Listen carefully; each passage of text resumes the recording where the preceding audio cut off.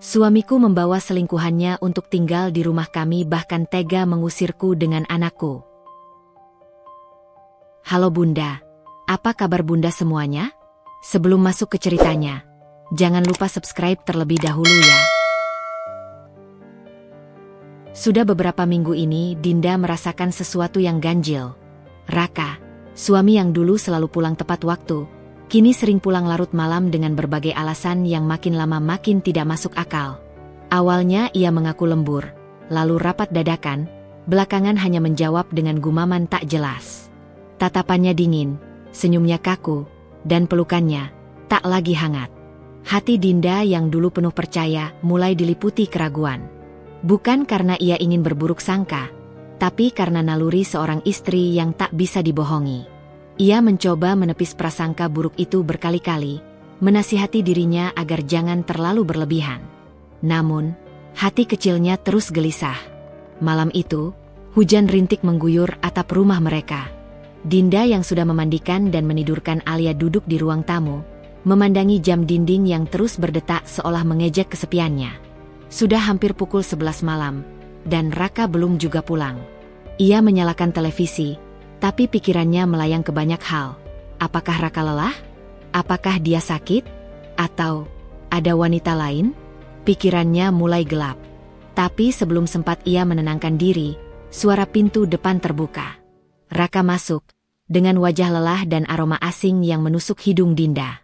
Bukan bau parfum pria, tapi wangi bunga menyengat, seperti parfum wanita yang mahal. Dinda diam. Ia ingin bertanya, tapi mulutnya keluh.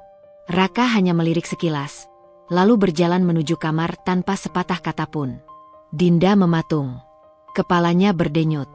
Ia berdiri pelan dan mendekati gantungan baju tempat jaket Raka tergantung.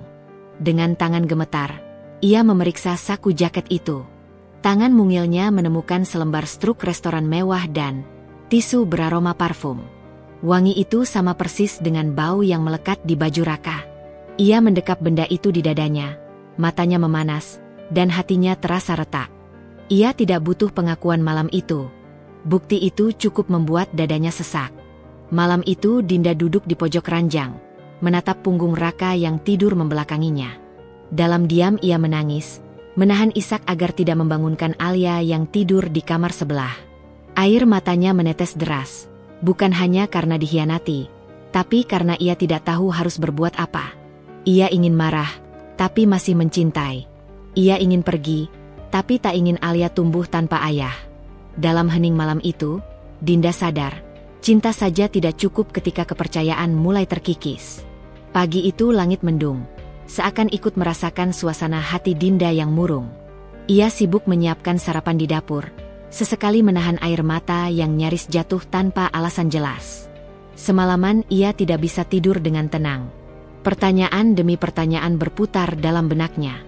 Apakah Raka benar-benar sudah berubah hati? Apakah ia harus menghadapi kenyataan yang paling ia takutkan? Dinda menatap kosong ke arah wajan yang berisi telur dadar, saat suara kecil dari arah ruang makan membuyarkan lamunannya. Mama, ayah kenapa sih sekarang suka marah-marah? Suara Alia terdengar pelan tapi mengiris. Bocah berusia 5 tahun itu duduk di kursi makan sambil memeluk boneka kelincinya. Wajahnya polos namun penuh tanya. Dinda tercekat. Ia mencoba tersenyum, tapi bibirnya terasa keluh. Ayah cuma capek, sayang. Kerja ayah banyak, jawabnya sambil membalik telur dadar yang hampir gosong. Ia tidak berani menoleh, takut anaknya melihat matanya yang sembab. Tapi waktu Alia mau peluk ayah kemarin, ayah malah dorong Alia. Ayah nggak suka Alia. Ya, Ma? Tanyanya lagi. Kali ini suaranya bergetar. Dinda langsung menghentikan semua kegiatannya.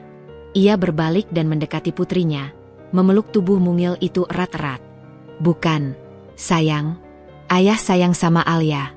Cuma kadang, orang dewasa bisa berubah, bisa marah, bisa lupa. Tapi Mama janji, Mama selalu ada buat Alia, ya? Bisiknya sambil mencium kepala anak itu. Alia mengangguk pelan. Tapi Dinda tahu, dari caranya memeluk bonekanya erat-erat, hati kecil anak itu sedang terluka. Trauma mulai merayap masuk ke dalam jiwa polos yang belum mengerti arti pengkhianatan. tapi tahu bagaimana rasanya ditolak oleh orang yang seharusnya melindungi. Hari itu berlalu dengan hambar. Raka tidak memberi kabar sejak pagi.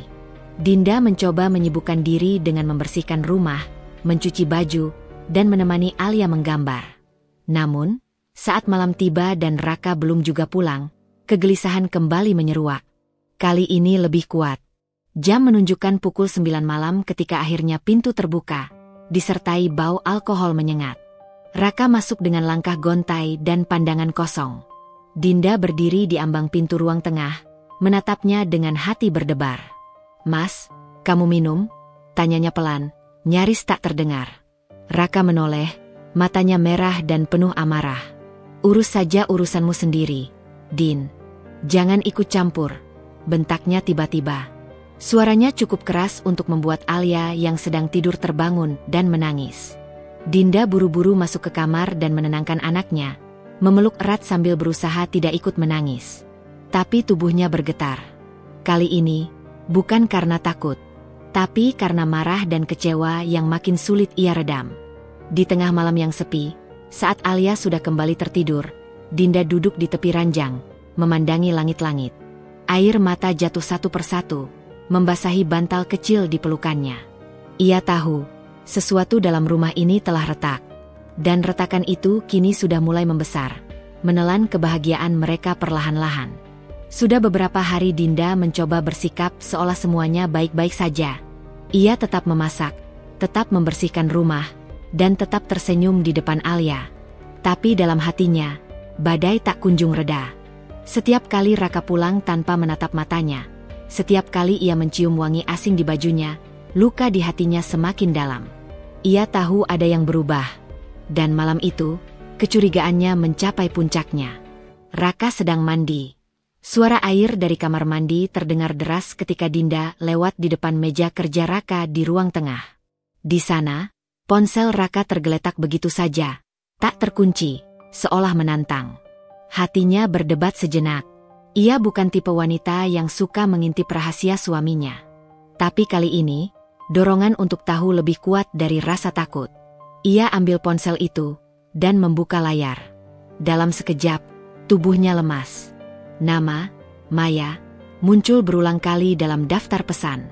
Dinda menahan napas, matanya bergerak cepat membaca isi chat yang membuat dunia seakan berhenti berputar.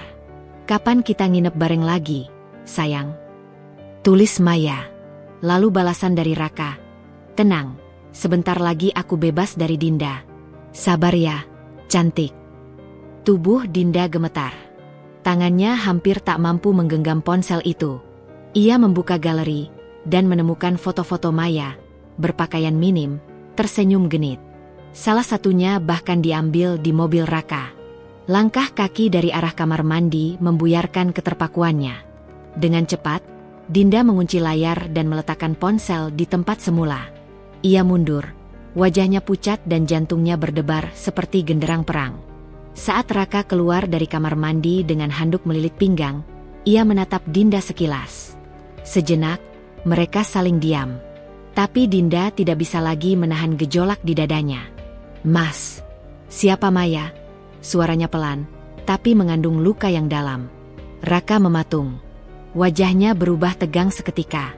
"Kamu buka-buka handphoneku," jawabnya cepat, defensif. "Jawab aku," desak Dinda, matanya mulai memerah. "Siapa Maya? Dan kenapa kamu bilang mau bebas dari aku?" Raka menghela napas panjang, lalu mengalihkan pandangannya. "Sudahlah, Din. Jangan sok suci. Aku capek sama kamu. Hidup kita ini hambar. Kamu terlalu ngatur, terlalu manja. Aku butuh sesuatu yang baru. Maya bisa kasih itu." "Jadi benar? Kamu selingkuh?" Dinda nyaris berteriak. Air matanya tak bisa ditahan lagi. "Kita sudah menikah 7 tahun. Mas. Aku melahirkan anakmu, membesarkannya, dan kamu bilang hidup ini hambar." "Jangan drama," bentak Raka. "Kalau kamu nggak bisa terima, ya silakan. Aku juga udah mikir buat cerai." Dunia Dinda runtuh dalam satu malam. Kata cerai terasa seperti cambuk yang memecah dadanya. Ia ingin berteriak, tapi tenggorokannya tercekat. Ia ingin memukul, tapi tubuhnya lemas.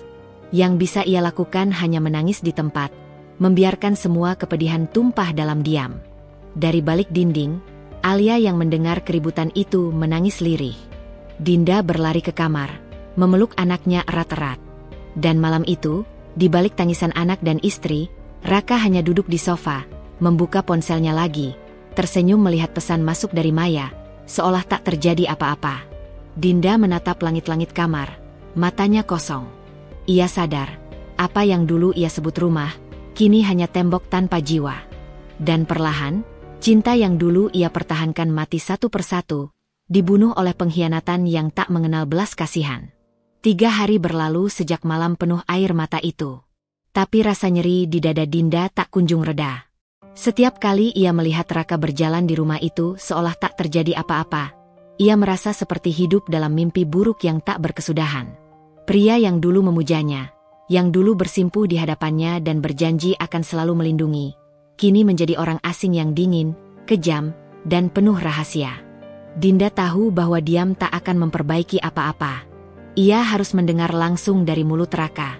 Ia harus tahu sampai di mana pengkhianatan itu. Malam itu, setelah Alia tidur, Dinda menyiapkan 2 cangkir teh di meja makan. Ia menunggu. Raka pulang pukul 9 lewat, masih dengan wangi parfum wanita yang tak asing lagi. Tapi kali ini Dinda tidak lari. Ia berdiri tegak di pintu dapur. "Kita bicara," ucapnya tegas. "Sekarang." Raka menoleh, terlihat malas. "Besok aja. Aku capek." "Kalau kamu bisa bawa pulang bau perempuan lain ke rumah ini, kamu juga punya waktu untuk bicara," ucap Dinda. Kali ini suaranya naik 1 oktav. "Aku udah cukup sabar." Raka mendengus, lalu berjalan menuju meja makan dengan langkah berat. Ia duduk, menyender, lalu berkata santai, "Apa lagi sih yang mau kamu tanyain? Toh kamu udah lihat sendiri kan?" "Ya, tapi aku ingin dengar dari kamu. Siapa Maya sebenarnya?" Raka diam sejenak. Lalu, dengan nada dingin yang menusuk hati, ia menjawab, "Dia pacarku, rekan kerjaku. Dan ya, kami sudah jalan beberapa bulan. Dia lebih menyenangkan, lebih bebas. Gak kayak kamu yang kerjanya ngatur dan ngomel." Darah Dinda seperti berhenti mengalir. Kata, "pacarku," meluncur begitu saja dari mulut suaminya, tanpa rasa bersalah, tanpa beban. Dunia seperti membeku sesaat. "Kamu sadar gak kamu sedang bicara dengan istrimu sendiri?" desis Dinda, matanya berkaca-kaca. "Aku yang melahirkan anakmu, yang selalu ada di rumah ini. Aku yang selalu tunggu kamu pulang, bahkan waktu kamu mulai pulang dengan bau alkohol. Dan kamu pikir aku minta itu semua?" bentak Raka, wajahnya berubah garang. "Aku nggak pernah suruh kamu jadi istri pengorbanan. Aku butuh pasangan, bukan pengasuh rumah. Kamu udah nggak menarik, Din. Kamu cuma tahu jadi ibu, bukan istri." Ucapan itu lebih menyakitkan dari tamparan. Dinda hampir tak bisa bernapas. Tapi ia tetap duduk di sana, menahan air mata yang terus mengalir. "Lalu, apa maksudmu waktu bilang mau cerai?" tanyanya dengan suara parau. Raka mengangkat bahu. "Aku serius. Kalau kamu gak terima aku dengan Maya, lebih baik kita pisah. Aku udah capek hidup pura-pura." "Jadi kamu pilih dia?" Dinda berbisik lirih. "Aku pilih hidupku sendiri," jawab Raka dengan senyum sinis. "Aku mau bebas. Dan Maya bisa kasih itu." Malam itu, Dinda tak menangis lagi. Bukan karena hatinya tak sakit, tapi karena rasa sakitnya sudah melampaui air mata. Ia menatap pria di hadapannya itu dan menyadari, Raka yang dulu ia kenal sudah tiada. Yang ada sekarang hanyalah bayangan dari lelaki yang telah dihancurkan oleh egonya sendiri. Ketika Raka pergi tidur, Dinda duduk sendirian di ruang tamu, memandangi foto keluarga mereka yang tergantung di dinding. Ia memandang foto itu lama sekali. Senyum Raka, pelukan hangatnya, kebahagiaan yang dulu tampak tulus. Semua itu kini terasa seperti kenangan dari kehidupan lain. Ia tahu, badai belum selesai. Tapi malam itu, satu hal menjadi jelas. Pernikahan ini telah berubah arah. Dan ia harus mempersiapkan diri untuk kehilangan. Bahkan jika itu artinya kehilangan semua yang pernah ia sebut rumah. Langit malam itu gelap pekat, tanpa bintang. Seolah alam pun tahu ada kehancuran yang sedang bersiap terjadi di sebuah rumah kecil di pinggir kota. Hujan turun pelan di awal malam, membasahi genteng dan jendela, mengiringi langkah-langkah Raka yang masuk rumah dengan suara pintu dibanting lebih keras dari biasanya. Dinda yang sedang melipat baju di ruang keluarga tersentak. Alia sudah tertidur di kamar, dan ia berharap malam itu akan berlalu dengan sedikit ketenangan. Tapi firasatnya buruk sejak pagi. Raka tak pulang semalaman. Dan kini, saat ia muncul kembali, ada sesuatu dalam sorot matanya yang tak bisa Dinda jelaskan. Liar, congkak, dan tak manusiawi. Sebelum sempat bertanya, seorang wanita muncul di belakang Raka. Rambutnya panjang dan lurus, wajahnya penuh riasan mahal, dan wangi parfumnya memenuhi seluruh ruangan. Maya. Dinda berdiri. Napasnya tercekat. Apa-apaan ini, Mas? Tanyanya pelan namun tajam. Raka melipat tangan di depan dada. Wajahnya santai seperti tak terjadi apa-apa. Mulai malam ini, Maya tinggal di sini. Dunia Dinda runtuh seketika. Kau gila, bisiknya. Ini rumah kita.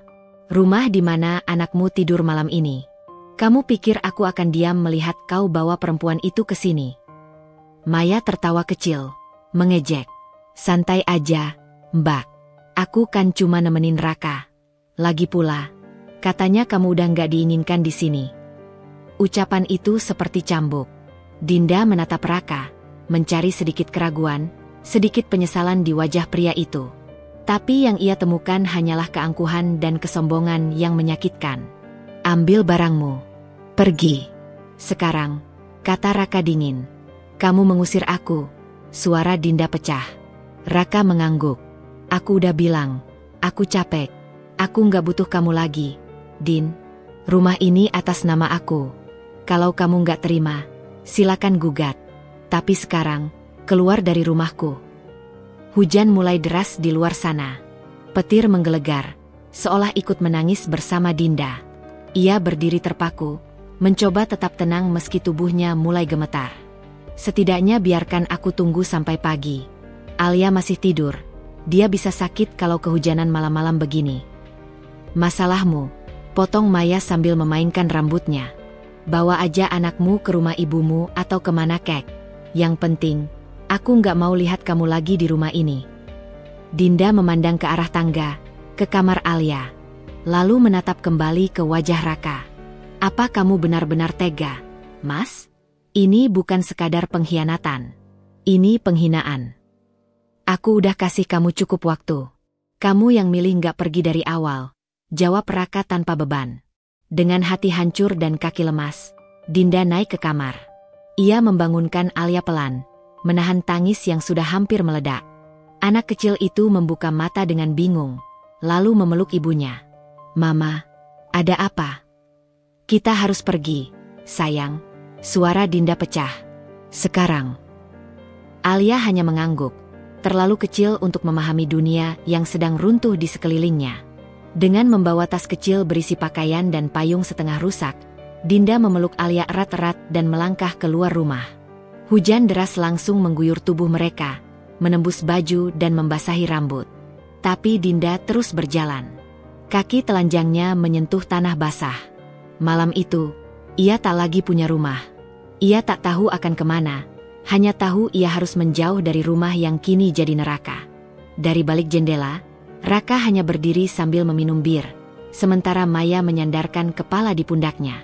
Dan dari kejauhan, di balik rinai hujan, ada doa lirih yang keluar dari bibir Dinda. Bukan lagi doa agar suaminya kembali, tapi doa agar Tuhan menyaksikan semuanya. Karena ia percaya, tak ada luka yang abadi, tapi juga tak ada dosa yang luput dari balasannya. Udara malam terasa menusuk kulit, bukan hanya karena hujan yang membasahi tubuh Dinda dan Alia, tapi karena kenyataan pahit yang baru saja mereka alami. Langkah Dinda berat, menapaki jalanan gelap sambil memeluk erat tubuh kecil Alia yang kedinginan dalam pelukannya. Setiap tetes air yang jatuh dari langit terasa seperti peringatan bahwa hidup mereka tak lagi sama. Butuh waktu lebih dari 1 jam berjalan kaki menyusuri gang sempit dan jalanan becek, sebelum akhirnya mereka tiba di sebuah rumah tua dengan pagar bambu reot, rumah nenek Dinda, satu-satunya tempat yang terlintas di benaknya. Rumah itu sederhana, berdinding kayu yang sudah mulai lapuk di sana-sini. Namun bagi Dinda malam itu, rumah itu adalah satu-satunya surga yang tersisa di dunia.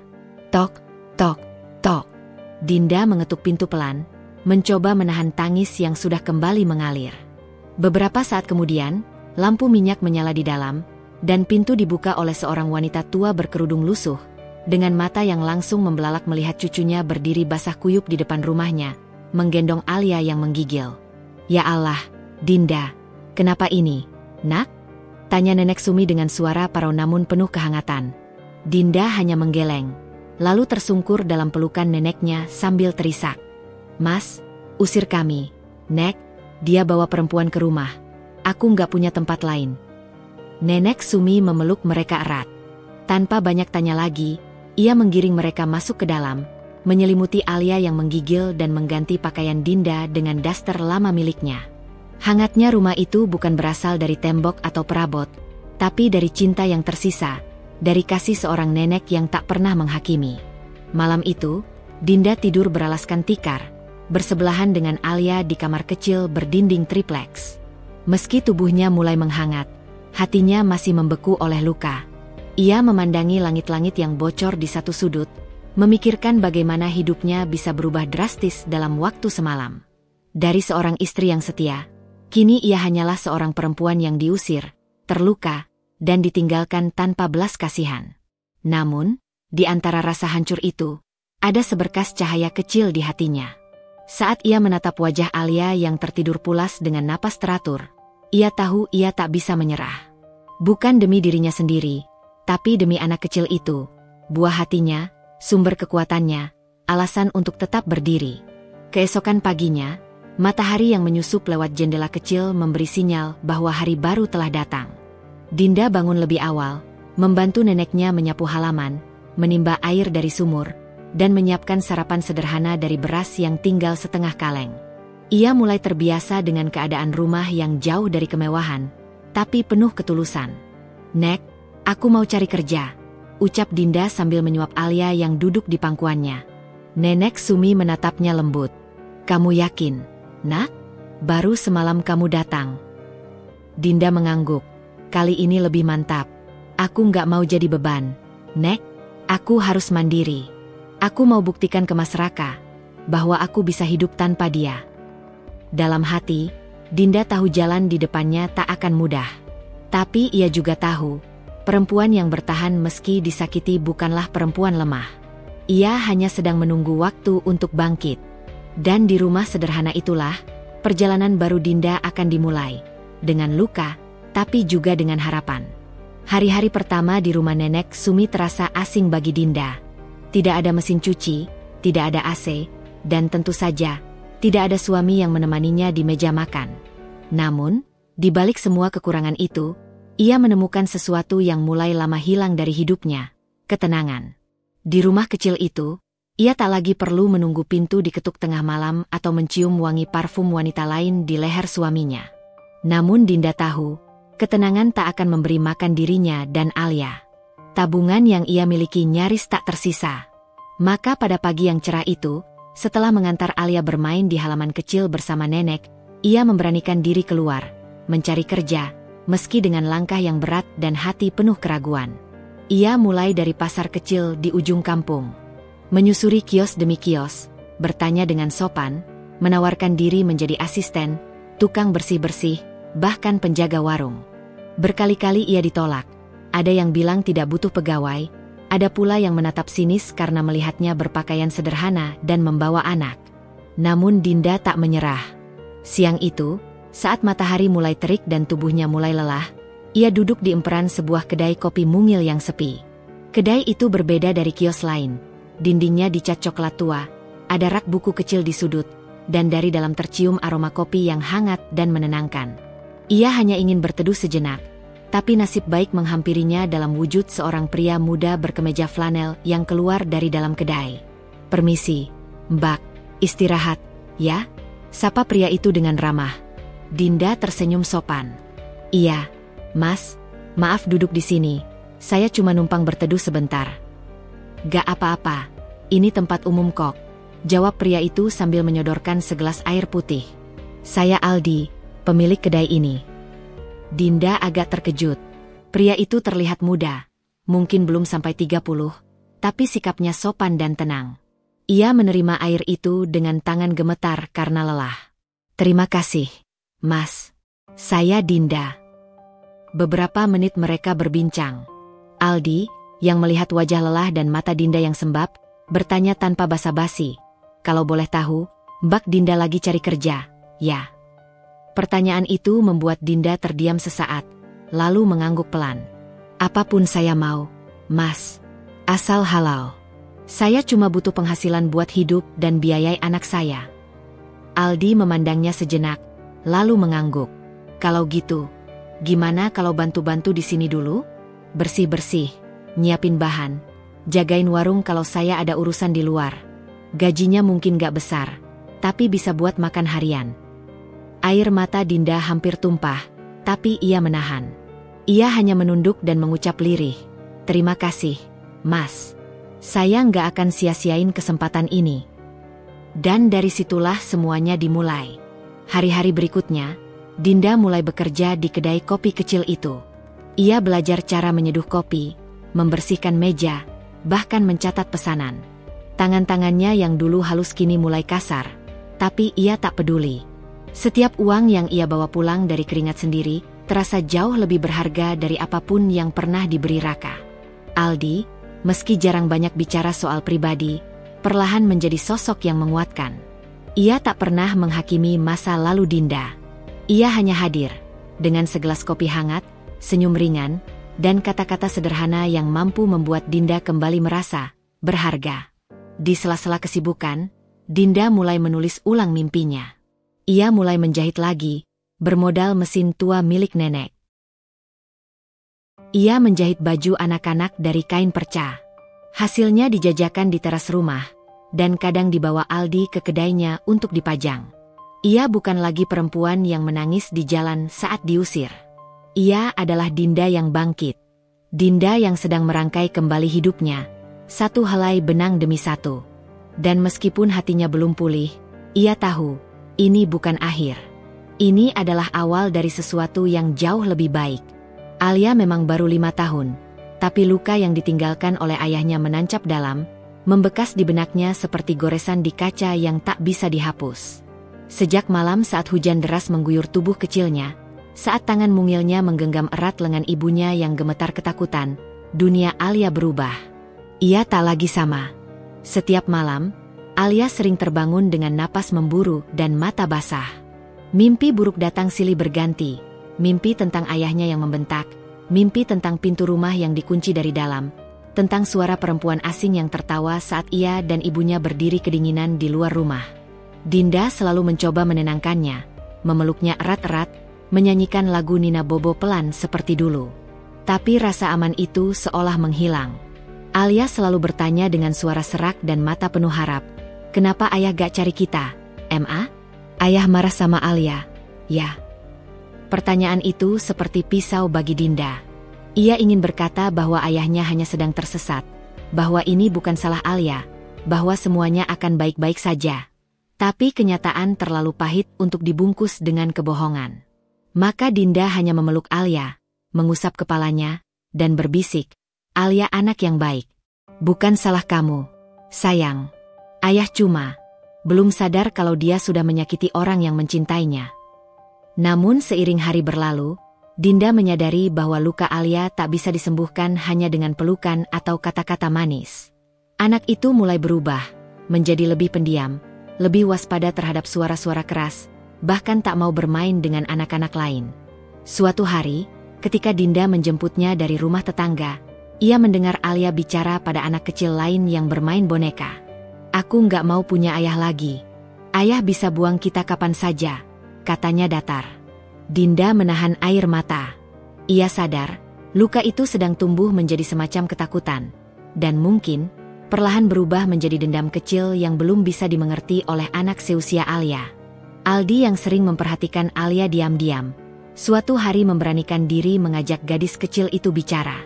Mereka duduk di bangku kayu depan kedai. Alia memegang boneka lusuh yang sudah mulai robek jahitannya. Hadiah terakhir dari Raka sebelum semuanya berubah. "Kamu suka main boneka, ya?" tanya Aldi dengan senyum ramah. Alia mengangguk pelan. "Kalau boleh tahu, kamu marah nggak sama ayah?" Gadis kecil itu diam sejenak, lalu menjawab lirih. "Alia nggak marah. Tapi Alia gak mau ketemu ayah lagi. Ayah bikin mama nangis." Aldi menatap anak itu lama-lama, lalu berkata lembut, "Kadang orang dewasa melakukan kesalahan, Alia. Tapi kamu hebat, kamu kuat. Karena kamu tetap sayang mama, dan itu yang paling penting." Sejak hari itu, Alia mulai sedikit terbuka pada Aldi. Ia mau menggambar di sudut kedai, bahkan tersenyum kecil saat Aldi membelikannya crayon bekas. Tapi luka itu masih ada. Dan Dinda tahu, anaknya sedang menahan badai yang terlalu besar untuk tubuh sekecil itu. Di malam-malam sunyi, Dinda mulai menulis catatan kecil di buku usang. Alia mungkin belum mengerti apa itu pengkhianatan. Tapi dia tahu apa itu kehilangan. Ia menuliskannya bukan untuk mengungkit, tapi sebagai pengingat bahwa suatu hari, saat Alia tumbuh dan mulai mempertanyakan lebih banyak hal, ia harus siap memberi jawaban yang jujur, tanpa meracuni, tapi juga tanpa menutupi kenyataan. Dan dari luka itulah, Dinda mengumpulkan semangat.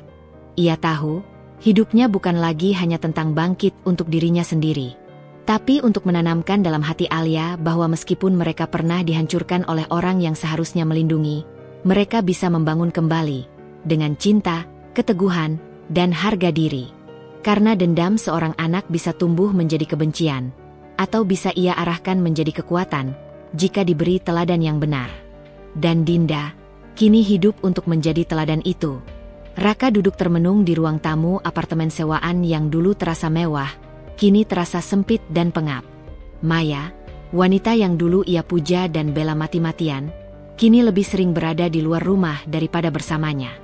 Sudah sebulan berlalu sejak ia mengusir Dinda dan Alia, dan anehnya, bukan kebebasan yang ia rasakan, melainkan kehampaan yang menusuk di sela-sela malam. Semula, semua terasa menyenangkan. Maya cantik, berani, penuh kejutan. Ia membuat Raka merasa muda lagi, merasa dibutuhkan dan digoda. Mereka sering berpesta, belanja barang mahal, makan di restoran kelas atas. Raka tak segan menggesek kartu kreditnya berkali-kali, bahkan mengambil pinjaman tanpa sepengetahuan perusahaan. Semua demi Maya. Demi cinta yang ia kira tulus. Namun kenyataan tak bisa ditutupi selamanya. Pekerjaan Raka mulai goyah. Beberapa klien penting tiba-tiba mundur karena kabar perselingkuhannya tersebar di lingkungan kantor. Rekan kerja mulai menjauh, bahkan atasan mulai memperhatikannya dengan tatapan tajam. Ia diminta menghadap HR karena performa kerja menurun drastis, dan berbagai laporan keuangan tak lagi akurat. Raka, yang dulu percaya diri dan dihormati, kini seperti pria yang berjalan di ujung tanduk. Dan Maya? Ia mulai menunjukkan wajah aslinya. Ia tak lagi semanis dulu. Ucapannya sering tajam, sering menyindir Raka soal penghasilannya yang tidak cukup cepat naik. Ia tak segan marah ketika Raka menolak membelikan tas baru atau membayar liburan akhir pekan ke Bali. Suatu malam, saat Raka pulang lebih awal dari kantor, ia mendapati Maya sedang video call sambil tertawa genit dengan seseorang. Saat Raka bertanya, Maya hanya menjawab ketus, "Kamu jangan posesif, dong. Kita kan bukan pasangan resmi." Raka terdiam. Untuk pertama kalinya, ia mulai merasa ditipu. Hari demi hari, Maya semakin sering keluar malam. Raka mulai curiga, tapi tak berani menanyakan. Ia tahu, Maya punya pesona. Dan di dalam hatinya yang mulai digerogoti kesepian dan rasa bersalah, ia mulai merindukan sesuatu yang tak ia akui. Ketenangan di rumah yang dulu ia hancurkan sendiri. Ia mulai membuka media sosial, mencari akun Dinda. Tapi Dinda sudah memblokirnya. Ia mencari informasi lewat teman-teman lama, tapi tak banyak yang merespons. Raka mulai merasa dunia perlahan meninggalkannya. Suatu pagi, ia menerima email panggilan dari HR. Ada satu kalimat yang membuatnya terpaku. "Kami menyayangkan keputusan-keputusan pribadi Anda yang telah mencoreng nama perusahaan. Mohon hadir untuk pembicaraan akhir mengenai status pekerjaan Anda." Raka terpukul. Ia tahu ini akhir. Ia berjalan keluar kantor dengan tatapan kosong, menyadari satu hal yang menyakitkan. Saat ia memilih wanita yang membuatnya hidup, ia justru memilih kehancuran. Saat ia sampai di apartemen, Maya sudah tak ada. Di meja, hanya ada secari kertas bertuliskan, "Aku nggak bisa hidup dengan cowok yang nggak tahu prioritas. Semoga kamu bisa bereskan hidupmu. Jangan cari aku." Hanya itu. Tanpa tangisan, tanpa penjelasan, tanpa penyesalan. Raka menjatuhkan dirinya di sofa. Napasnya berat. Untuk pertama kalinya, tak ada siapapun yang bisa ia hubungi. Dinda sudah pergi. Alia mungkin bahkan tak ingin mendengar suaranya lagi. Dan di titik itulah, Raka sadar, ia telah membakar rumahnya sendiri. Bukan karena Dinda tak cukup baik, tapi karena egonya terlalu besar untuk melihat apa yang berharga saat masih di genggaman. Raka termenung di lobi gedung kantornya yang dulu membuatnya bangga. Kini tempat itu seperti asing, dingin, dan memalukan. Setelah secara resmi dipecat, ia tak punya arah. Pekerjaan hilang, tabungan menipis, dan Maya, satu-satunya tempat ia sandarkan sisa harapan, telah meninggalkannya begitu saja. Namun ia belum tahu bahwa kehancurannya belum selesai. Luka terbesar masih menanti. Seminggu setelah pemecatannya, Raka mendapat pesan dari seorang mantan rekan kerja yang dulu cukup dekat. Pesan itu singkat namun menghantam tepat di ulu hatinya. "Lo tahu nggak, Maya sekarang pacaran sama Pak Randi, bos kita." Raka terdiam.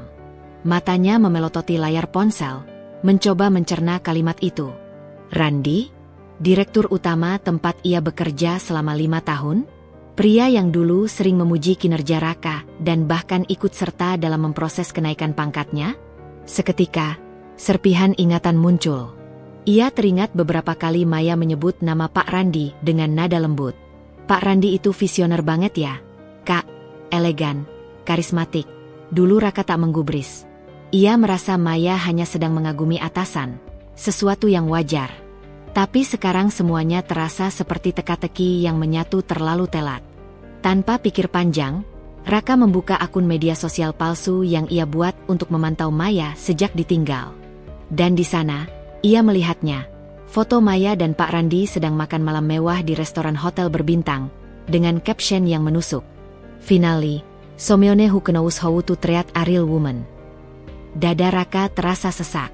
Tak hanya karena Maya telah mengkhianatinya, tetapi karena ia tahu betul, ia telah membuang istri setianya untuk wanita yang menjadikannya batu loncatan.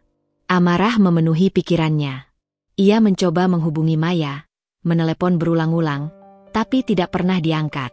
Akhirnya, ia mengirim pesan panjang, memaki, menuntut penjelasan, menyebut Maya wanita murahan. Tapi balasannya hanya satu kalimat dingin. "Jangan salahkan aku karena kamu terlalu bodoh untuk dibodohi." Pesan itu memukulnya lebih keras daripada tamparan. Di kamar sempit apartemen, Raka merobek semua foto dan kenangan dengan Maya.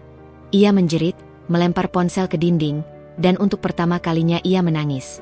Bukan sebagai suami yang kehilangan istri, bukan sebagai pria yang dikhianati kekasih, tetapi sebagai manusia yang baru sadar bahwa ia sendiri adalah penyebab semua ini. Saat malam semakin larut, dan kesepian membekap tubuh lelahnya, Raka menatap langit-langit yang bisu dan bergumam lirih. "Apa aku layak dicintai lagi?" Tidak ada jawaban. Tidak ada bahu untuk bersandar. Tidak ada Alia yang memeluknya. Tidak ada Dinda yang menyeduhkan teh hangat. Yang ada hanya diam, dan rasa sesal yang perlahan membunuhnya dari dalam. Dinda duduk di meja kecil di sudut kedai kopi milik Aldi, dengan selembar kertas dan pena di tangannya. Pagi itu udara cukup cerah meskipun musim hujan masih menyisakan sedikit mendung. Di hadapannya terhampar beberapa daftar pekerjaan yang harus dikerjakan. Mencuci baju, menyiapkan makanan untuk Alia, dan tentu saja, menjahit. Namun, ada sesuatu yang berbeda dalam dirinya saat ini. Ia merasa lebih kuat. Tidak lagi terbelenggu oleh kesedihan dan penyesalan yang dulu seringkali datang menghantui. Dinda menatap kembali ke daftar pekerjaan itu. Setiap kali matanya berhenti pada kata menjahit, pikirannya kembali pada sebuah keputusan besar yang telah diambilnya beberapa minggu lalu. Setelah beberapa kali berusaha bertahan hidup hanya dengan mengandalkan uang dari pinjaman kecil atau penghasilan sewa rumah nenek, akhirnya Dinda memutuskan untuk belajar menjahit. Bukan hanya untuk menutupi kebutuhan sehari-hari, tetapi untuk membangun kembali rasa percaya dirinya yang sempat hilang setelah dihancurkan oleh pengkhianatan Raka. Awalnya, ia hanya mencoba dengan membuat baju sederhana untuk Alia. Namun, seiring berjalannya waktu, keterampilannya semakin berkembang. Beberapa tetangga yang melihat hasil kerjanya mulai memesan pakaian darinya. Tentu saja, ia tidak pernah membayangkan, di titik ini, ia bisa membuat bisnis kecil dari keterampilannya. Bahkan, Aldi yang sering datang dan menemani saat istirahat makan siang, memberi banyak dukungan moral. Ia memberitahukan Dinda tentang bagaimana dunia fashion dan kerajinan tangan bisa menjadi lebih dari sekadar hobi. Kenapa nggak kamu coba untuk buka usaha kecil-kecilan? Bikin baju, tas, atau apa aja yang kamu bisa jahit. Dinda, kamu punya bakat, kata Aldi suatu sore sambil menyeruput kopinya. Dinda tersenyum, tidak tahu harus berkata apa. Ia tahu Aldi berbicara dengan tulus, tetapi masih ada keraguan di hatinya. Ia merasa masih terlalu kecil untuk bermimpi lebih besar. Namun, saat melihat Alia yang ceria bermain dengan teman-temannya di luar kedai, ia merasa ada sesuatu yang mendorongnya untuk terus berjalan. Untuk Alia, untuk dirinya sendiri. Pagi itu, Aldi membawa kabar yang cukup menggembirakan. Ada pameran kecil di pusat komunitas yang mengajak para pengrajin lokal untuk berpartisipasi, dan ia mendorong Dinda untuk ikut serta. Aldi meyakinkannya bahwa ini adalah kesempatan yang baik untuk memperkenalkan karyanya, meskipun ia masih ragu. Dinda, kamu punya potensi lebih besar daripada yang kamu kira. Ini kesempatanmu. Tidak ada yang akan tahu kalau kamu nggak coba, Aldi menambahkan, dengan tatapan penuh semangat. Dinda terdiam sejenak, memikirkan kata-kata Aldi. Di satu sisi, ia merasa takut gagal, merasa tidak cukup siap. Namun, di sisi lain, ada dorongan kuat dalam dirinya yang tak bisa ia pungkiri. Keinginan untuk bangkit, untuk membuktikan bahwa ia bisa, tanpa harus bergantung pada Raka atau siapapun. Ia ingin Alia melihat ibunya tidak hanya sebagai wanita yang terluka, tetapi juga sebagai wanita yang berani menghadapi segala tantangan dengan kepala tegak. Dengan penuh tekad, Dinda memutuskan untuk ikut serta dalam pameran tersebut. Ia mulai mempersiapkan beberapa pakaian dan aksesoris yang sudah ia buat sebelumnya. Setiap jahitan yang ia lakukan terasa lebih bermakna. Setiap potongan kain yang ia sentuh terasa lebih kuat dan lebih hidup. Ia tahu, meskipun usaha ini belum besar, ia sedang membangun sesuatu yang lebih penting. Kebanggaan atas diri sendiri. Hari pameran itu tiba, dan Dinda membawa barang-barang hasil karyanya. Dia tidak sendirian. Aldi ada di sana, memberikan semangat dan bantuan kecil untuk menata barang-barang di stan. Meskipun stan mereka tidak sebesar yang lain, tetapi Dinda merasakan kepuasan yang luar biasa saat melihat orang-orang tertarik dengan karyanya. Beberapa pembeli mulai berdatangan, memuji desain dan kualitas jahitannya, dan tak lama kemudian, ia menerima beberapa pesanan. Hatinya dipenuhi rasa syukur. Namun, di tengah keramaian, Dinda teringat pada kata-kata Raka yang dulu pernah berkata dengan penuh kebanggaan, "Aku akan selalu memberi yang terbaik untuk kita." Tapi sekarang, ia sadar bahwa yang terbaik untuk mereka, untuk Alia, bukanlah apa yang Raka berikan, melainkan keberanian untuk menghadapi dunia sendiri, untuk bangkit meskipun dipatahkan. Setelah pameran berakhir, Dinda merasa langkahnya semakin mantap. Ia tidak lagi takut menghadapi masa depan, meskipun masa lalu terus menghantui. Ia tahu, tidak ada jalan pintas menuju kebahagiaan yang sejati. Semua ini butuh waktu, kerja keras, dan keteguhan hati. Dan meskipun Raka mungkin akan terus berada di bayang-bayang kehidupannya, Dinda kini menyadari satu hal, ia berhak bahagia. Ia berhak memilih untuk menjadi lebih baik. Di malam itu, ketika Alia sudah tertidur, Dinda duduk di samping jendela, menatap bintang-bintang yang mulai bermunculan di langit. Ia tahu hidup tidak selalu mudah, tapi ia akan terus berjuang. Untuk dirinya, untuk Alia, dan untuk kebahagiaan yang layak ia dapatkan. Dinda sedang duduk di depan mesin jahit, menyiapkan bahan untuk pesanan berikutnya. Matanya yang lelah menyapu sekeliling ruangan yang sederhana, namun terasa nyaman. Semuanya mulai terasa lebih tenang, lebih teratur, dan lebih hidup. Alia yang sedang bermain di luar, tertawa riang dengan teman-temannya, memberi Dinda ketenangan yang jarang ia rasakan dulu. Meskipun hidupnya masih penuh dengan tantangan, ada secercah harapan yang tumbuh dalam dirinya. Namun, pada suatu sore yang tak terduga, pintu rumah neneknya diketuk. Dinda yang tengah sibuk merapikan kain, mengangkat pandangannya. Ketika ia membuka pintu, seorang lelaki berdiri di sana. Sosok yang dulu ia kenal dengan sangat baik. Raka. Sejenak, waktu seolah berhenti. Raka berdiri dengan wajah yang lebih kurus, dengan ekspresi yang sangat berbeda dari sosoknya yang dulu. Ia terlihat lebih lelah, lebih tua dari usia sebenarnya. Ada kesan kekosongan yang terlihat jelas di matanya. Dinda terdiam sejenak, seolah tak percaya dengan kehadirannya. Hatinya bergejolak, antara marah, bingung, dan tidak tahu harus berbuat apa. "Permisi, Dinda," kata Raka pelan, suaranya serak dan penuh penyesalan. "Boleh aku bicara sebentar?" Dinda menatapnya. Suasana di sekitarnya terasa seperti berubah seketika. Dari yang tadinya tenang menjadi penuh ketegangan. "Apa yang kau inginkan, Raka?" Jawabnya dengan suara datar, mencoba menahan emosi yang hampir tumpah. Raka menghela napas panjang, seakan-akan kata-kata yang ingin ia ucapkan berat untuk keluar. Ia menunduk sejenak, kemudian menatap Dinda dengan mata yang penuh penyesalan. "Aku tahu ini datang terlambat, Dinda. Aku nggak tahu harus mulai dari mana. Tapi aku ingin minta maaf. Dari lubuk hati yang paling dalam. Aku tahu aku telah menghancurkan semuanya. Keluarga kita, kamu, Alia. Aku sangat menyesal." Dinda terdiam.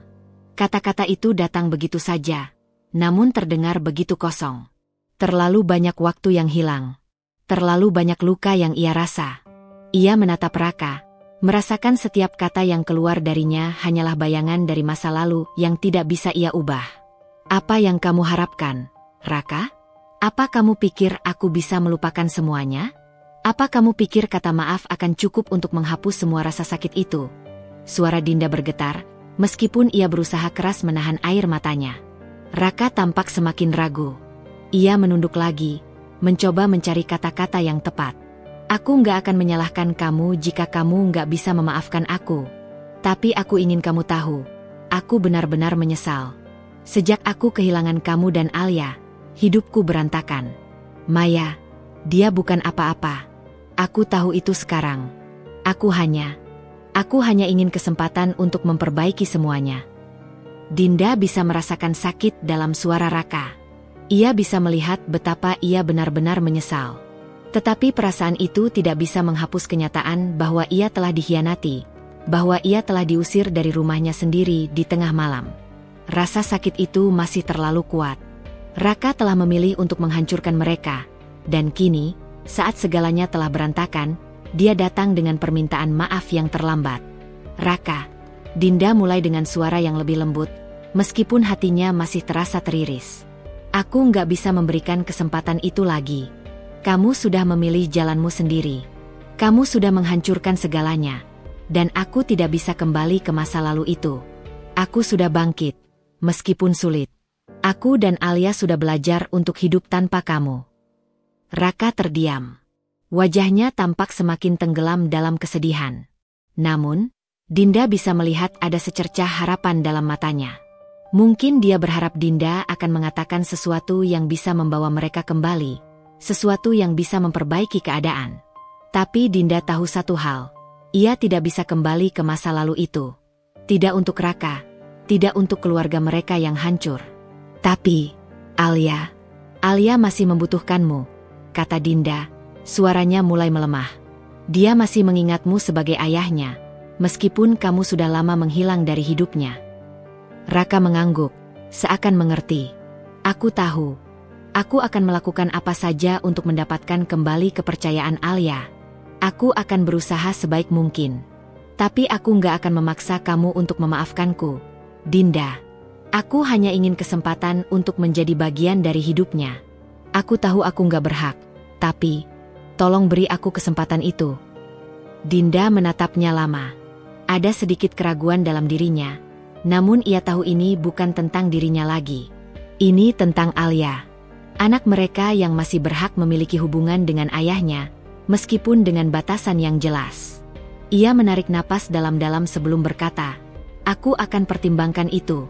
Tapi ingat, Raka, kamu harus benar-benar berubah. Untuk Alia. Untuk dirimu sendiri." Raka mengangguk dengan penuh harapan. "Aku akan berubah. Aku janji." Saat Raka berbalik untuk pergi, Dinda merasa sedikit lega, meskipun masih ada rasa sesal yang mengendap. Mungkin kesempatan untuk Raka memang telah berlalu, tapi bagi Alia, itu masih sebuah harapan. Dinda tahu, ia harus terus melindungi anaknya dari segala yang bisa membahayakan kebahagiaan mereka. Setelah pintu ditutup, Dinda kembali duduk di meja kerjanya, dengan perasaan campur aduk. Ia tahu, ini bukan akhir dari semuanya.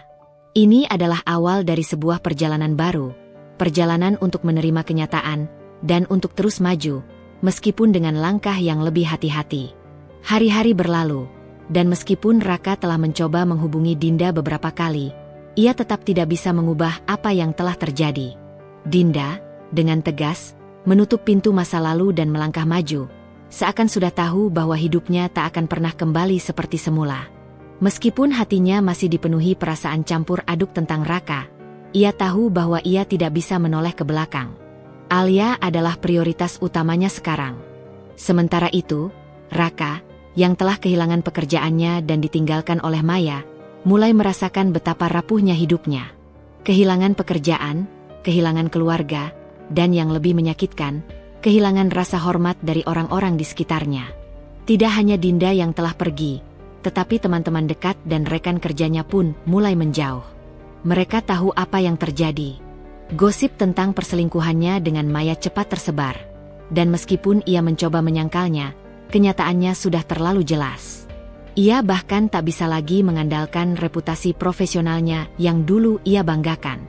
Maya, yang dulu membuatnya percaya bahwa ia bisa memulai babak baru dalam hidup, ternyata hanyalah ilusi. Ketika hartanya mulai menipis, dan gaya hidup mewah yang ia tawarkan mulai menguras tabungannya, Maya mulai menunjukkan sifat aslinya. Perlahan-lahan, hubungan mereka yang penuh gairah itu berubah menjadi sebuah permainan saling memanfaatkan. Maya tidak pernah berniat untuk mencintainya. Ia hanya memanfaatkan Raka untuk mencapai tujuannya sendiri. Ketika Raka menyadari ini, sudah terlambat.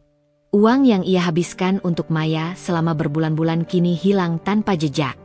Maya meninggalkannya begitu saja, membawa semua yang ia anggap berharga, termasuk kebanggaannya sebagai pria yang berhasil mendapatkan wanita cantik dan kaya.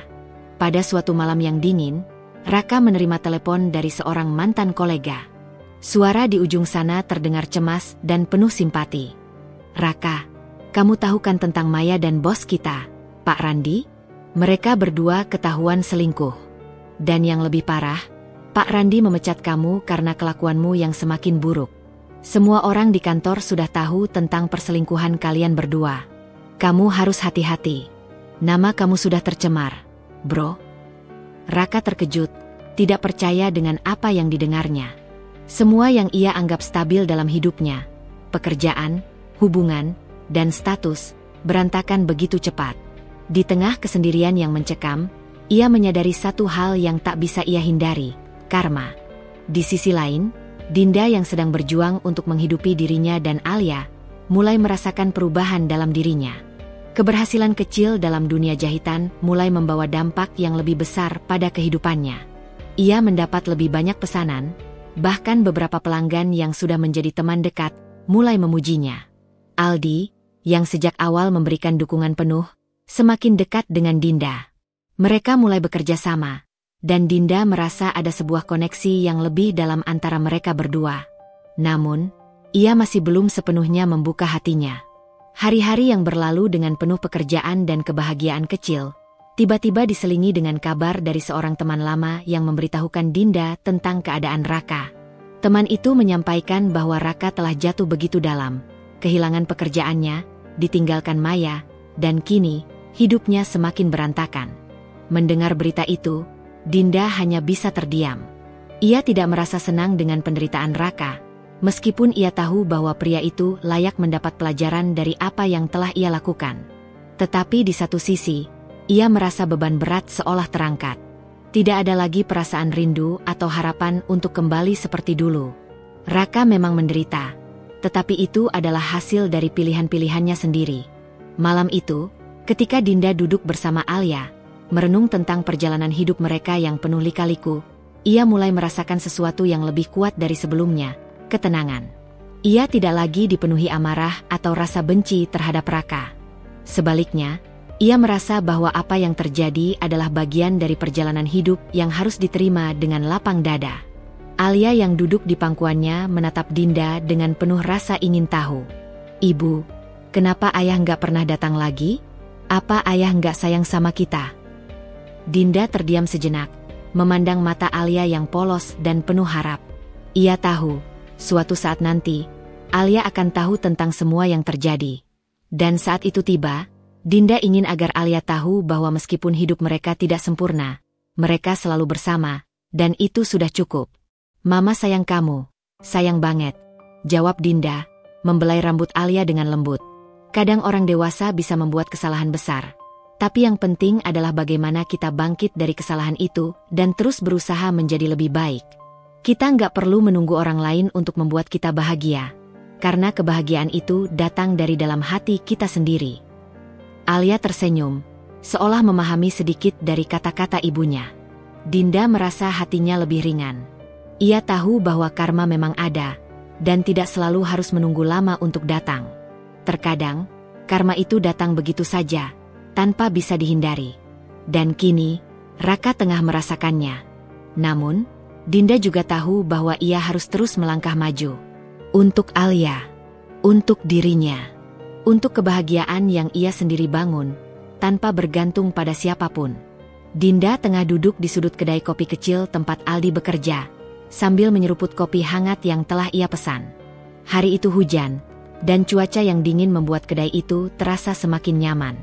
Alia sedang bermain di sudut ruangannya, melukis dengan warna-warni cerah yang membuatnya terhibur. Suasana yang tenang ini adalah bagian dari rutinitas baru mereka yang semakin menenangkan hati Dinda. Ia merasa mulai menemukan kembali dirinya, lebih kuat, lebih mandiri, dan lebih siap untuk menjalani hidup tanpa bayang-bayang masa lalu yang penuh luka.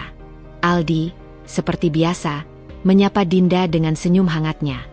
Dalam beberapa bulan terakhir, ia menjadi sosok yang sangat berarti bagi Dinda. Tidak hanya karena ia selalu memberikan bantuan praktis dengan pekerjaan atau keuangan, tetapi juga karena ia memberikan perhatian tulus yang tak pernah ia rasakan sebelumnya dari seseorang. Meskipun hubungan mereka masih berada dalam batas persahabatan, Dinda bisa merasakan bahwa Aldi memiliki perasaan yang lebih dari itu. Pada awalnya, Dinda merasa ragu untuk membuka hati lagi setelah luka yang ditinggalkan oleh Raka. Namun, setiap kali Aldi ada di dekatnya, ia merasa dihargai dan diterima tanpa syarat.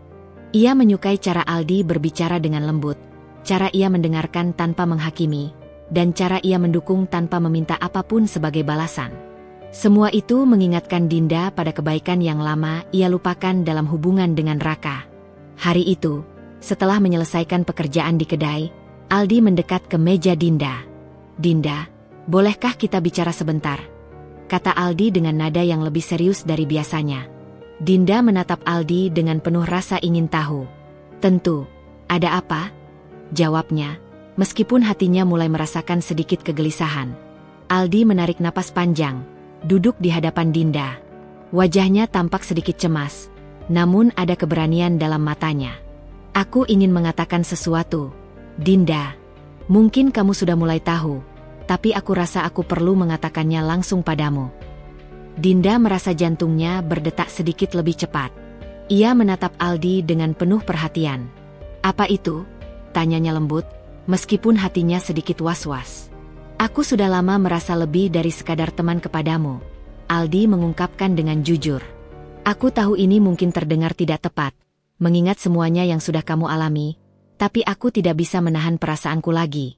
Aku ingin kamu tahu bahwa aku peduli padamu, lebih dari yang sekadar seorang teman.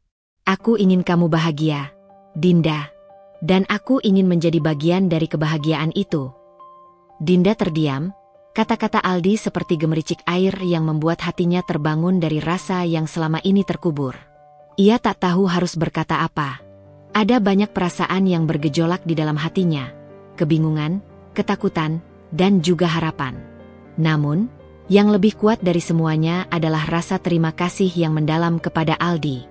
Ia merasa dihargai, dipedulikan, dan lebih dari itu, ia merasa ada seseorang yang melihat dirinya tanpa membawa beban masa lalu. Aldi. Dinda mulai berkata, suara yang keluar dari mulutnya terasa begitu lembut dan penuh perasaan. Aku sangat menghargai semuanya yang kamu lakukan untukku, untuk Alia. Kamu sudah menjadi teman yang luar biasa bagi kami. Tapi, aku takut, Aldi. Aku takut membuka hati lagi setelah apa yang terjadi. Aldi menunduk, sedikit kecewa, namun ia tetap tersenyum. Aku mengerti, Dinda. Aku tidak ingin membuatmu merasa tertekan. Aku hanya ingin kamu tahu bahwa aku ada untukmu, dan jika suatu saat kamu siap, aku akan ada di sini. Dinda merasa sedikit lega mendengar itu. Meskipun hatinya masih belum sepenuhnya siap untuk membuka diri kepada Aldi, ia merasa bahwa ada kemungkinan untuk masa depan yang lebih baik. Terima kasih, Aldi, jawabnya pelan, namun dengan rasa tulus yang mendalam. Aku menghargai pengertianmu. Aku belum siap, tapi mungkin suatu hari nanti, aku akan siap. Aldi tersenyum lebar, meskipun ada sedikit kesedihan di matanya.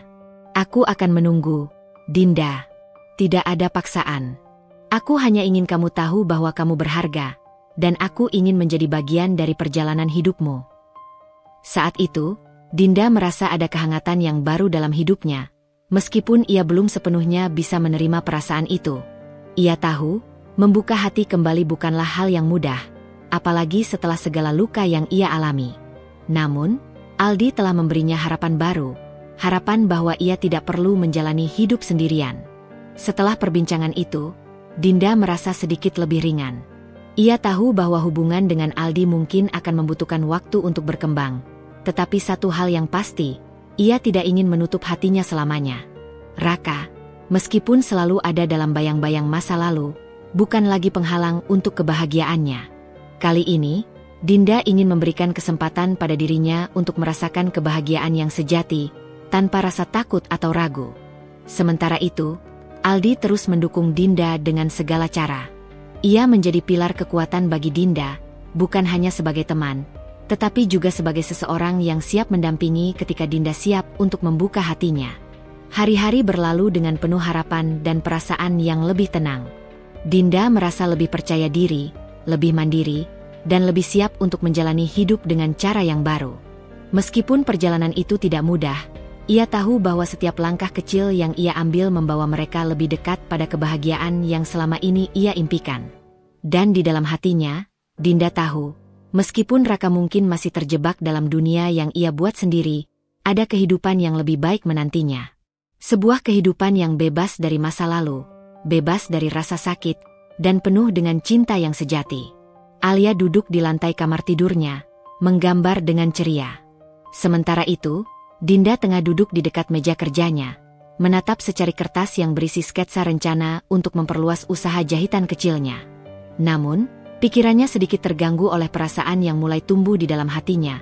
Rasa khawatir tentang bagaimana Alia akan merespons perubahan-perubahan yang terjadi dalam hidup mereka. Alia, meskipun masih sangat muda, sudah mulai menunjukkan kecerdasan yang luar biasa. Ia paham lebih dari yang Dinda kira, dan semakin hari, pertanyaan-pertanyaan dari putrinya menjadi semakin sulit untuk dijawab.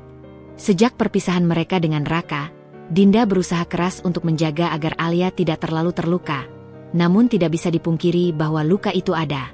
Alia sering bertanya tentang ayahnya, dan Dinda harus menjelaskan dengan hati-hati, mencoba menyembunyikan rasa sakit yang masih ada di dalam dirinya. Sore itu, setelah Alia selesai makan, ia duduk di samping Dinda di ruang tamu, dengan tatapan yang serius. "Ma," suara Alia terdengar lembut namun penuh makna. "Kenapa ayah nggak pulang? Kenapa ayah nggak ada lagi di rumah kita?" Dinda menatap wajah polos Alia yang penuh keingintahuan. Hati Dinda tersentuh, karena ia tahu betul betapa besar keinginan Alia untuk memiliki keluarga utuh, seperti dulu. Namun, perasaan Dinda mulai berubah. Ia tahu bahwa meskipun Alia masih mencintai ayahnya, ia tidak bisa lagi membiarkan masa lalu menghancurkan kebahagiaan mereka. Perubahan itu harus terjadi, dan Dinda harus menjelaskan hal ini dengan cara yang bijak. Iya, sayang. Dinda mulai berusaha menenangkan hati sendiri. Mama tahu kamu rindu ayah. Ayah adalah orang yang sangat kamu sayangi, dan Mama juga tahu kamu ingin melihat ayah di rumah kita lagi. Alia menunduk, sedikit terdiam, seolah sedang memikirkan sesuatu. Tapi kenapa ayah nggak datang lagi? Apa ayah nggak sayang sama Alia? Dinda menatapnya dengan hati yang berat. Kadang, orang dewasa bisa membuat kesalahan besar, Nak. Tapi itu bukan salah kamu atau ibu. Ayah juga harus belajar dari kesalahannya. Saat ini, Mama dan Alia harus tetap kuat. Mama janji, kita akan selalu bersama dan gak akan ada yang bisa memisahkan kita. Alia menatapnya dengan mata besar.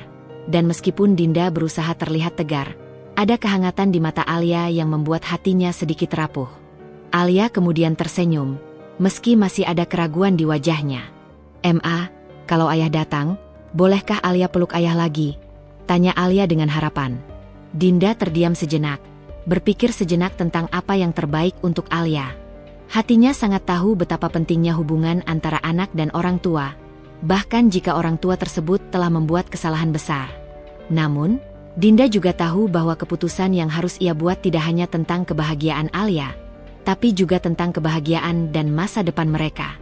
Dinda ingin Alia merasa aman dan dicintai, dan itulah yang menjadi prioritasnya. "Alia," Dinda mulai dengan suara lembut, "Mama tahu kamu sangat menyayangi ayah. Tapi ada kalanya, kita harus menerima bahwa orang dewasa bisa membuat keputusan yang salah. Kita nggak bisa memaksa orang untuk berubah jika mereka belum siap. Ayah masih harus belajar banyak, dan Mama berharap suatu saat ayah bisa menjadi orang yang lebih baik untuk kamu dan dirinya sendiri." Alia menatap Dinda dengan penuh rasa ingin tahu, namun juga penuh kebingungan. "Tapi, Ma, kalau ayah nggak datang lagi, Alia nggak bisa bertemu ayah lagi? Apa ayah nggak mau kita lagi?" tanya Alia, sedikit terdengar kecewa. Dinda merasa sangat sedih mendengar pertanyaan itu, dan untuk sejenak, ia merasa terjebak antara perasaannya dan keinginan untuk menjaga hati Alia. "Ayah tetap ayah kamu, Nak," jawab Dinda dengan suara yang sedikit bergetar. "Tapi untuk saat ini, Mama ingin kita fokus pada kebahagiaan kita, ya? Kita akan terus berjalan bersama. Dan Mama janji, tidak ada yang akan menggantikan tempat kamu di hati Ibu." Alia memandangnya dengan tatapan yang penuh harapan, dan meskipun dia masih rindu akan ayahnya, ia tahu bahwa ia harus menerima penjelasan ibunya. Meskipun usianya masih sangat muda, Alia tampaknya mulai memahami bahwa kehidupan mereka telah berubah, dan terkadang perubahan itu memang tidak bisa dihindari. Beberapa hari kemudian, ketika Dinda dan Alia sedang berada di kedai kopi tempat Aldi bekerja, Alia tiba-tiba melihat Aldi dengan tatapan penasaran. Aldi yang tengah membawakan pesanan untuk pelanggan lain, melihat Alia dan Dinda, lalu tersenyum hangat. Seperti biasa, senyum Aldi membuat Alia merasa nyaman. "Mama, kenapa Om Aldi sering membantu kita?" tanya Alia, memandangi Aldi yang tengah sibuk. "Om Aldi baik, ya." Dinda terkejut dengan pertanyaan itu, dan ia terdiam sejenak, merasa sedikit cemas. "Iya, Om Aldi memang baik. Dia selalu membantu kita." Alia kemudian menatap Dinda dengan wajah serius, seolah ia sedang berpikir dengan dalam. "Mama, kalau ayah nggak datang lagi, apakah Mama bisa jadi pasangan Om Aldi?" Pertanyaan Alia membuat hati Dinda berdebar, campur aduk antara rasa terharu dan kebingungan. Dinda tahu bahwa Alia sangat ingin melihat ibunya bahagia, dan meskipun Dinda merasa bahwa ia mungkin belum siap untuk sepenuhnya membuka hatinya kepada Aldi, ia tahu bahwa langkah kecil menuju kebahagiaan itu mungkin bisa dimulai dari sini. "Dinda, kita nggak perlu terburu-buru," kata Dinda akhirnya, mencoba menjelaskan dengan hati-hati. "Ibu ingin kamu merasa nyaman dengan semua perubahan yang ada. Tidak ada yang perlu dipaksakan, sayang."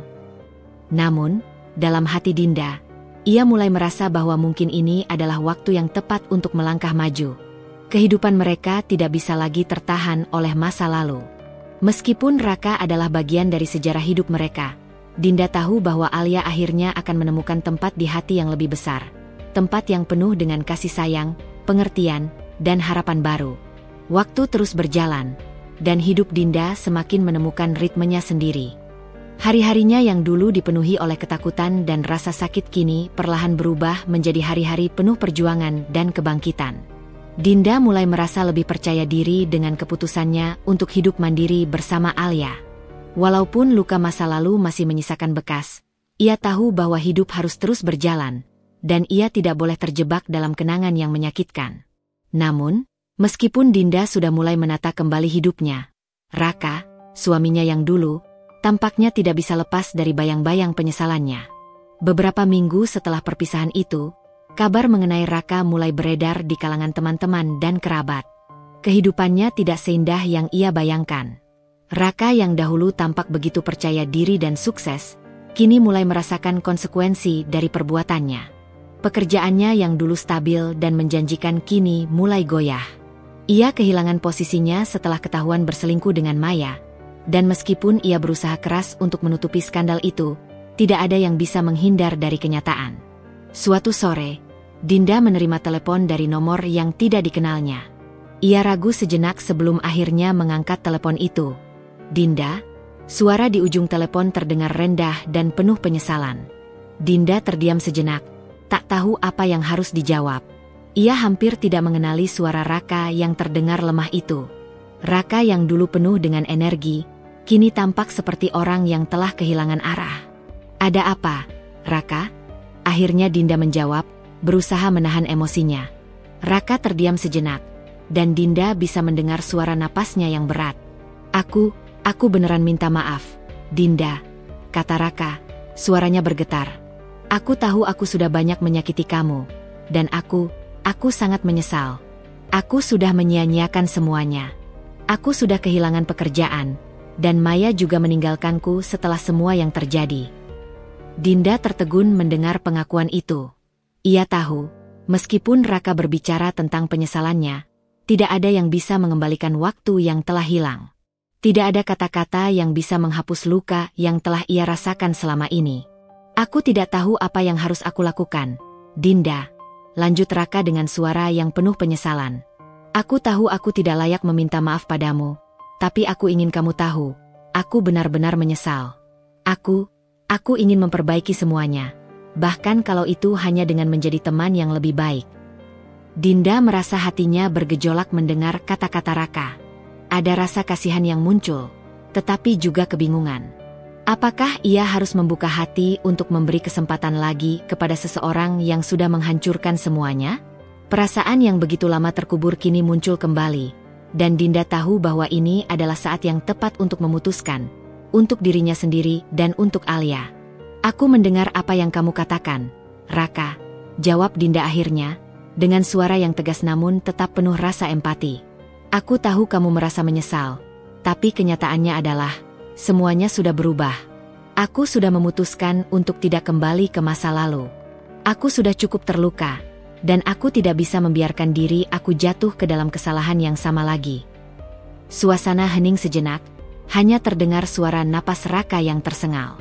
Dinda bisa merasakan betapa beratnya perasaan Raka saat ini, tetapi ia juga tahu bahwa tidak ada yang bisa mengubah apa yang sudah terjadi. Semua sudah terlambat. "Aku paham," jawab Raka akhirnya, suaranya terdengar hampa. "Aku tidak berharap kamu akan memaafkanku begitu saja. Aku tahu aku sudah mengkhianatimu, dan aku sudah kehilanganmu. Aku hanya berharap kamu bisa menemukan kebahagiaan yang pantas untukmu. Mungkin aku tidak akan pernah bisa memperbaiki semuanya, tapi aku akan mencoba untuk menjadi orang yang lebih baik." Dinda menutup mata, merasakan beban berat yang ada di dadanya. Ia merasa kasihan pada Raka, tetapi di saat yang sama, ada perasaan lega karena ia akhirnya bisa membuat keputusan yang tepat untuk dirinya dan Alia.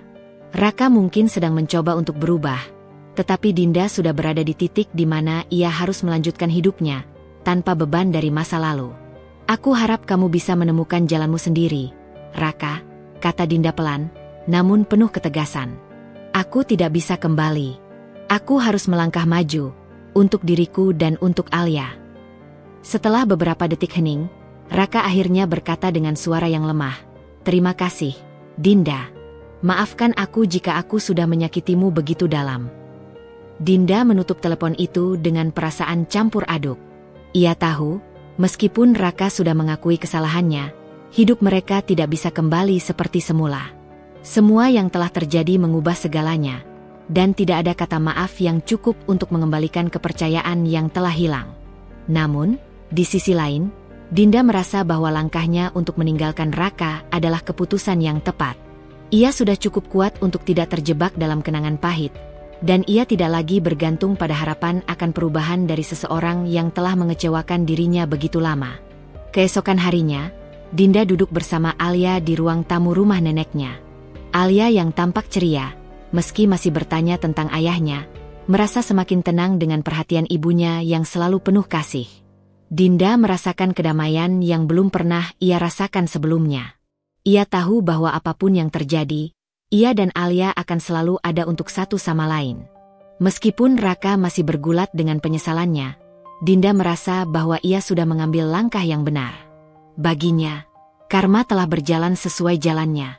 Raka harus menghadapi konsekuensi dari perbuatannya, dan Dinda akan melanjutkan hidupnya, membangun masa depan yang lebih baik, bukan hanya untuk dirinya sendiri, tetapi juga untuk Alia, yang akan tumbuh menjadi seorang anak yang bahagia, bebas dari segala rasa sakit yang pernah ada.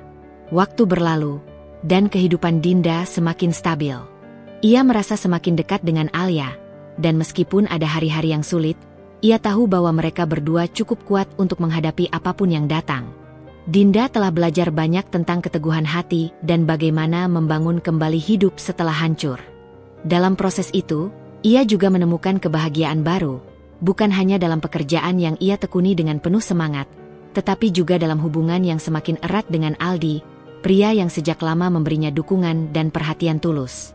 Namun, meskipun hidup Dinda sudah jauh lebih baik, bayang-bayang masa lalu masih muncul. Suatu hari, ketika Dinda tengah sibuk merapikan barang-barang di kedai kopinya yang kecil namun nyaman, ia mendapat kabar tentang Raka. Kabar itu datang dari teman-temannya yang masih berhubungan dengan Raka. Ternyata, Raka kini sedang terbaring sakit di rumah orang tuanya, menderita akibat kebiasaan mabuknya yang telah merusak kesehatannya. Dinda terkejut, namun ada perasaan yang begitu sulit diungkapkan. Rasa kasihan tentu ada, tapi di sisi lain, ia merasa bahwa ini adalah konsekuensi dari pilihan hidup Raka sendiri. Seiring berjalannya waktu, kebiasaan buruknya, sikap egois, dan keputusannya untuk mengabaikan keluarga yang telah memberinya segalanya akhirnya membawa Raka ke jalan yang penuh penyesalan. Alia yang selalu mendengar kabar tentang ayahnya dari Dinda, tiba-tiba bertanya suatu sore ketika mereka sedang duduk bersama di ruang tamu. "Mama, ayah nggak datang lagi apa karena ayah sakit?" Dinda menatap Alia dengan pandangan yang lembut. Ia tidak ingin menyakiti hati anaknya, tetapi ia juga tahu bahwa sudah saatnya Alia tahu kenyataan, meskipun dengan cara yang penuh kasih dan pengertian. "Sayang," Dinda mulai dengan suara lembut, "ayah sedang sakit sekarang. Dia membuat keputusan yang tidak baik dalam hidupnya, dan sekarang tubuhnya juga terkena akibatnya. Ibu nggak ingin kamu khawatir, tapi kita harus tahu bahwa ayah masih mencintaimu, meskipun dia tidak bisa ada di sini untuk kita." Alia terdiam beberapa saat, matanya berkaca-kaca. "Tapi ayah selalu bilang kalau kita nggak bisa berubah," katanya dengan suara pelan. "Apa ayah nggak mau berubah supaya bisa kembali ke kita?" Dinda merasa perasaan di dadanya menghangat. "Kadang, sayang, orang perlu waktu untuk berubah. Dan terkadang, meskipun mereka ingin berubah, hal itu tidak selalu bisa terjadi dengan cepat. Tapi kamu tetap harus tahu bahwa kamu sangat berarti bagi ayah." Alia menunduk, merenung. "Aku tetap sayang ayah, Ma," ujarnya, suara penuh kerinduan, namun ada rasa kedewasaan yang semakin tumbuh di dalam dirinya. Dinda merangkul putrinya, berusaha menenangkan hati kecil Alia yang sedang berjuang memahami situasi yang begitu rumit. Hari demi hari berlalu, dan Dinda merasa lebih kuat dari sebelumnya. Dia semakin berkembang dalam bisnisnya, dan hubungan dengan Aldi semakin erat. Aldi selalu ada untuknya, memberikan dukungan tanpa syarat, dan membuat Dinda merasa dihargai kembali. Kehadiran Aldi membawa kebahagiaan yang tidak bisa Dinda temukan di tempat lain. Ia merasakan bahwa mungkin, Inilah saatnya untuk membuka hati lagi, bukan hanya untuk Aldi, tetapi untuk dirinya sendiri, untuk kebahagiaan yang pantas ia dapatkan. Pada suatu hari yang cerah, ketika Dinda dan Alia sedang duduk di kedai kopi bersama Aldi, Alia yang ceria bertanya, "Mama, nanti kita bisa terus bersama Om Aldi kan?" Dinda tersenyum lembut, menatap Aldi yang sedang tertawa kecil mendengar pertanyaan Alia. "Iya, sayang. Kita akan terus bersama, dan Mama berharap kamu bisa ikut bahagia." Alia memeluk ibunya dengan penuh kasih, senyum lebar di wajahnya. "Aku senang, Ma." Dinda merasa hati kecilnya penuh kebahagiaan. Ia telah melewati banyak hal, dan meskipun masa lalu tidak bisa diubah, ia tahu bahwa ia dan Alia pantas bahagia. Begitu juga dengan Raka, meskipun hidupnya telah terpuruk, itu adalah akibat dari pilihannya sendiri. Dan seperti halnya Raka, Dinda juga harus melanjutkan hidupnya. Akhirnya, karma datang pada Raka, dengan cara yang tak terduga. Ia kini harus menghadapi kenyataan bahwa meskipun ia telah kehilangan segala-galanya, hidup terus berjalan. Dinda yang dulunya terpuruk, kini bangkit lebih kuat, menemukan cinta yang baru dan kebahagiaan yang sejati. Sementara Raka, meskipun terlambat menyadari, harus menghadapinya seorang diri, dengan penyesalan yang tak ada habisnya.